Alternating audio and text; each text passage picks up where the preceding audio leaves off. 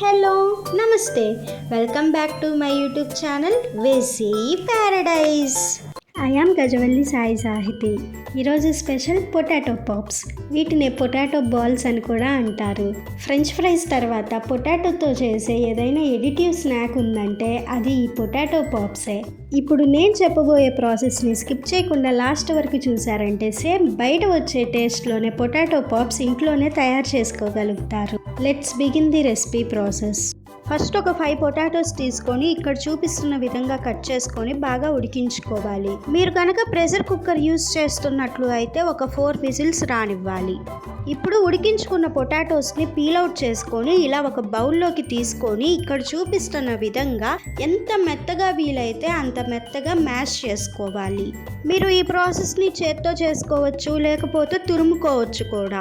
ఇలా మ్యాష్ చేసుకున్న పొటాటోస్లో మీ టేస్ట్కి తగినంత సాల్ట్, మీ స్పైస్ లెవెల్స్ని బట్టి కారం, కొద్దిగా పసుపు, 1 టీ స్పూన్ ధనియాలు జీలకర్ర కలిపి చేసిన powder, 1 teaspoon garam masala, 1/2 teaspoon chaat masala, 1 teaspoon అల్లం వెల్లుల్లి పేస్ట్, సన్నగా చాప్ చేసి ఉంచుకున్న ఒక 2 ఆనియన్స్, పెద్ద ఉల్లిపాయ అయితే 1 సరిపోతుంది. తర్వాత ఒక 3 పచ్చిమిర్చిని సన్నగా కట్ చేసుకొని యాడ్ చేసుకోవాలి. సన్నగా చాప్ చేసి ఉంచుకున్న గుప్పెడంత కరివేపాకు, గుప్పెడంత పుదీనా, గుప్పెడంత కొత్తిమీర యాడ్ చేసుకోవాలి. మీకు పుదీనా ఫ్లేవర్ నచ్చకపోతే స్కిప్ చేసుకోవచ్చు.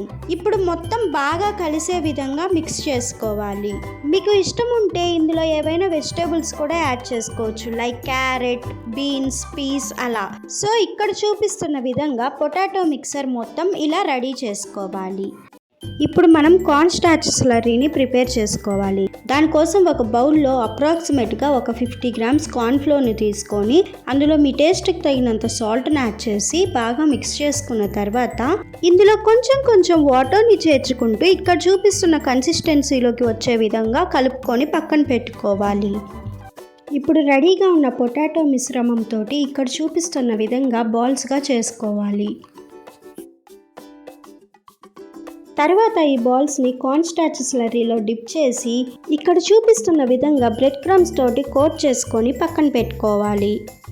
తర్వాత స్టవ్ మీద డీప్ ఫ్రైకి సరిపడా ఆయిల్ వేసుకొని హీట్ అయిన తర్వాత రెడీగా ఉన్న పొటాటో పాప్స్ అన్నిటినీ కూడా వేసుకొని మీడియం టు హై ఫ్లేమ్ మీద గోల్డెన్ బ్రౌన్ కలర్ వచ్చేంత వరకు ఫ్రై చేసుకోవాలి. ఇలా రెడీ అయిన పొటాటో పాప్స్ని వేడిగా సర్వ్ చేసుకున్నారు అంటే భలే టేస్టీగా ఉంటాయి. ఈ స్నాక్స్ రెసిపీ హెల్దీ అని అయితే నేను చెప్పను, కానీ బయట నుంచి తెచ్చుకునే కన్నా ఇంట్లో ప్రిపేర్ చేసుకోవటం చాలా బెటర్. బయట నుంచి క్రిస్పీగా లోపల నుంచి సాఫ్ట్గా ఉండే ఈ స్నాక్ రెసిపీ నచ్చిందా? అయితే ఖచ్చితంగా ట్రై చేసి చూడండి.